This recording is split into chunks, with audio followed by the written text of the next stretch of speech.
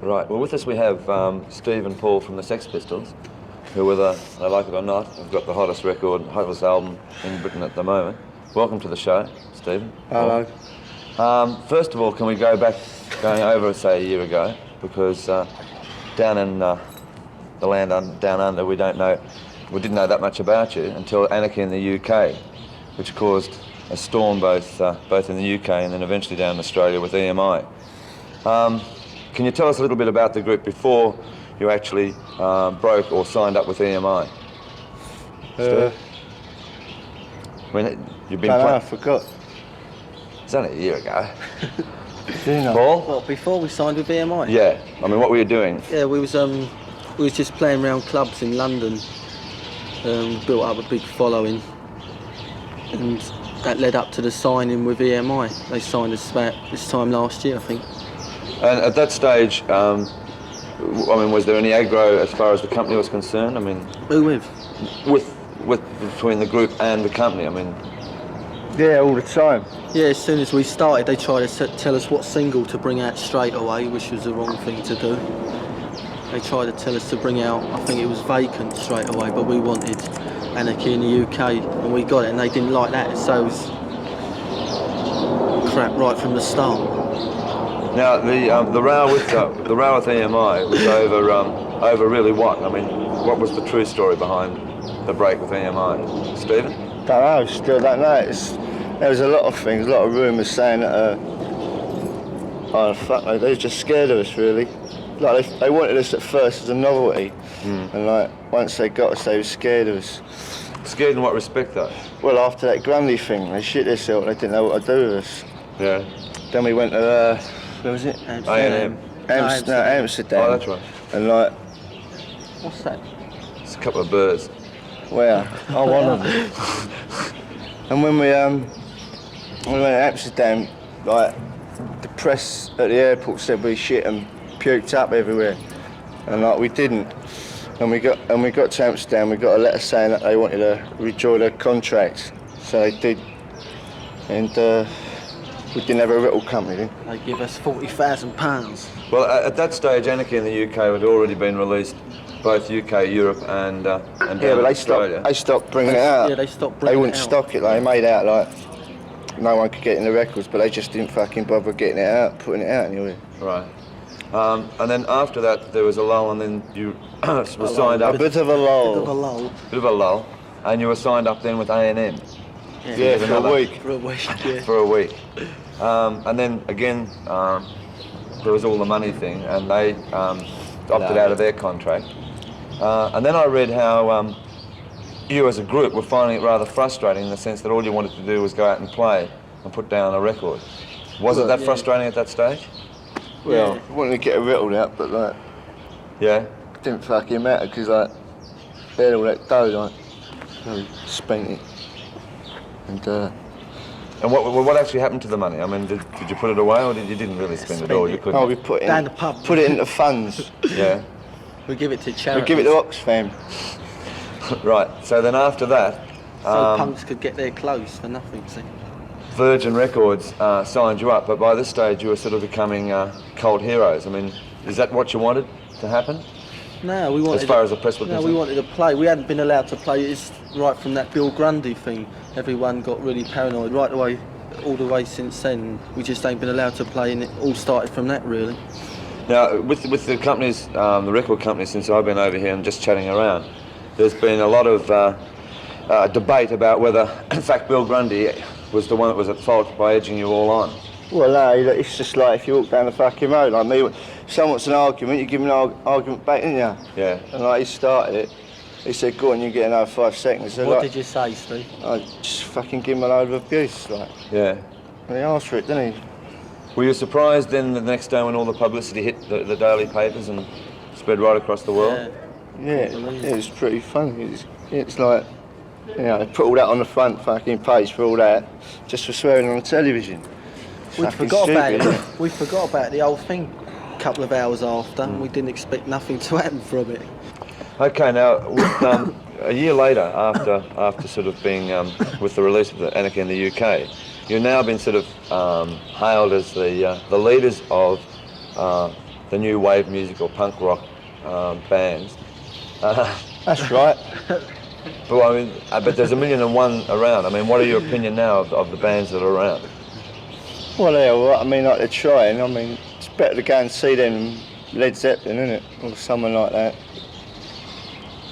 It's better they want to get involved with something different than what they've had over the past 8 or 10 years before we started.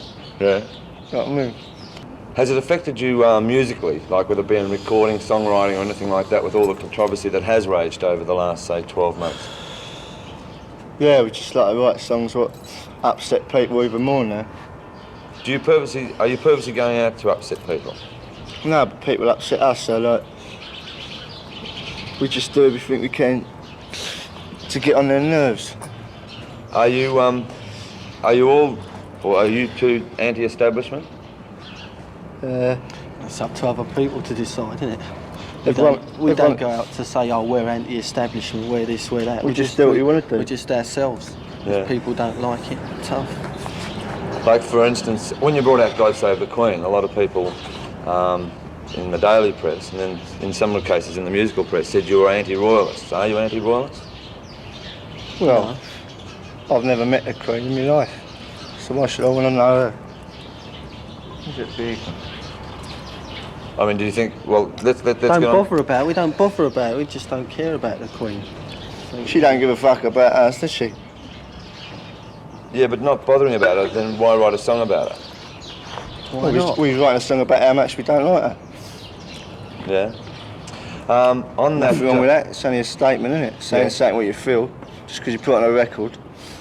Now with Pretty Vacant, which was probably now one of the easiest going singles to go into the charts, because there wasn't the flack that was coming out of the other two.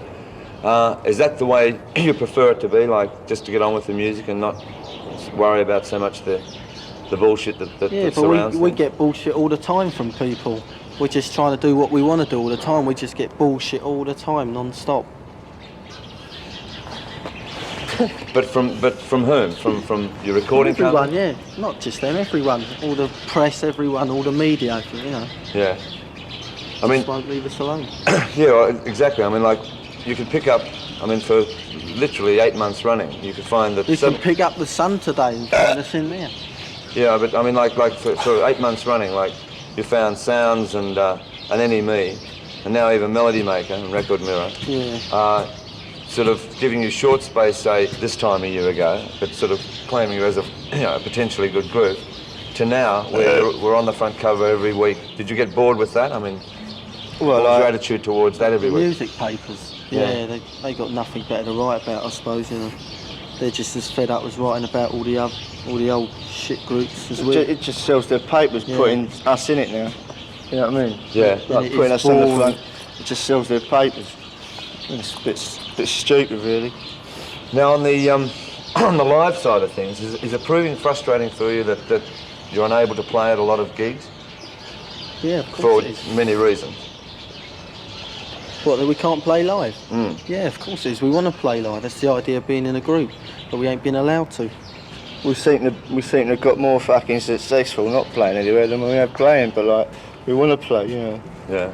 What about a possible tour, you know, going to either America or to Asia or down to Australia? Well, we're going to Australia sometime next year, but don't know where. Yeah, we're when. starting a tour that'll take us all over the world. I think next year we should be constantly. Tell them about your mate. Constantly out there. touring. Oh yeah, my mate in Australia. You've got a My mate in Australia. What's his name? Danny. And where do you think he if is? he's still there, he's on the run. He's on the run, Yeah. is he? I see. I've got a mate out Let's there. hope he's stopped enough to see the telly. I've got a mate out there as well. Hi, Danny. Now listen, His name's Bruce. his name's Bruce. It'd be There's a easy lot of to Bruces find. out there, It'd be actually. easy to find, isn't it? No, listen. Now back to music. on the album side, you've just released your first album, and it's gone to #1 within a day in England on the British charts, on the albums charts. Does it worry you that you're perhaps too big now? No, we don't. Like, we don't think of it as being famous. I mean, like, I still, you know, it's Just still feel the same. I don't feel famous at all. Like we don't drive about in limousines or anything. We're just doing the same things now as we done a year ago. Yeah, but I mean, you might, but the thing is that there's a million people out there that don't think that anymore. Yeah, I they know, think that the Sex Pistols, and rightly so, are the #1 group in the country now. I mean, does it frighten you at all? Don't bother me, no. No? No. What about yourself? Does it bother you? I don't give a fuck. I don't care. Has it proved to be a hassle though that suddenly you've shot? Mate. Fuck or you can. Has it proved to be a hassle that you've suddenly, you know, shot into this sort of status of becoming? Well, it's just like, One of them things, isn't it?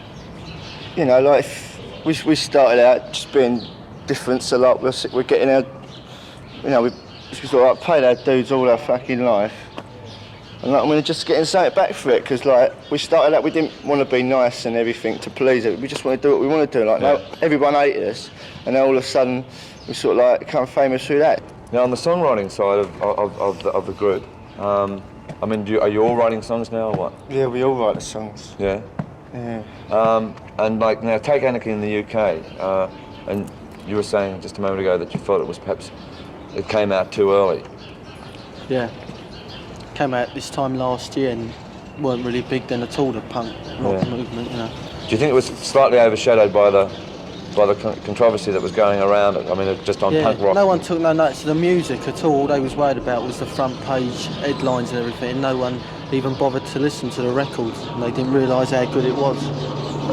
Now, God Save the Queen sort of was obviously something that was going to cause a lot of controversy as far as whether you liked it or not. Pretty Vacant, people have taken it pretty serious and to your favour. I mean, you must be pretty happy about the way Pretty Vacant was treated.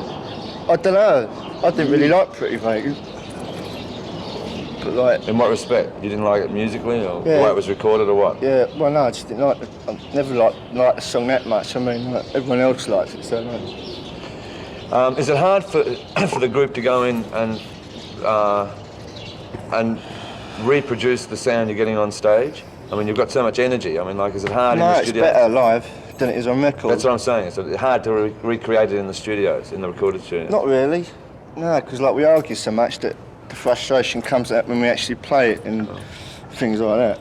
We all know what we want when we go in the studio and what sounds we want, and so it comes pretty natural to us, you know.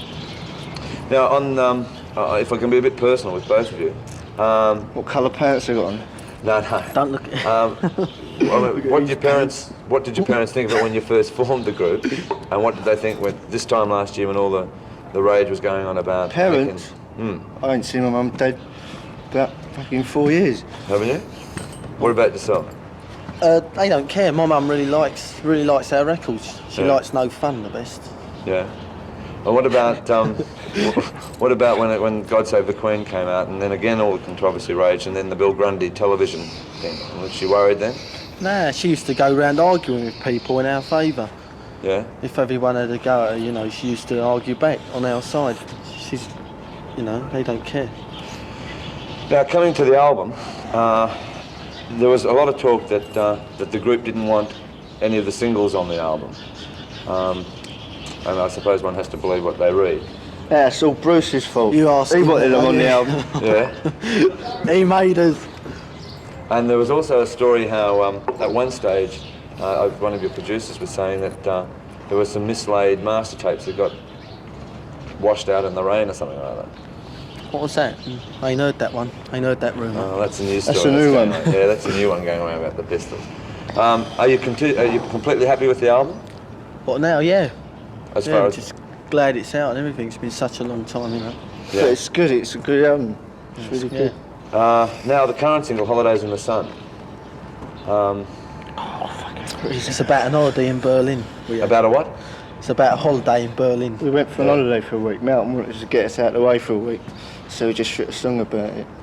And when do you actually write your songs? Sort of when you're rehearsing, or just? Yeah, and we'll go down the studio and just work it all out. Like if there's a few ideas, like everyone else puts some ideas into it. Yeah. And like, I mean, like there's a lot of arguing that I don't like this bit, I don't like that bit, but like in the end, like you get a song out of it, so it's worth it. So what can we look forward to from the PisTOls over the next 6 months then? Now that you've got this album out of the way.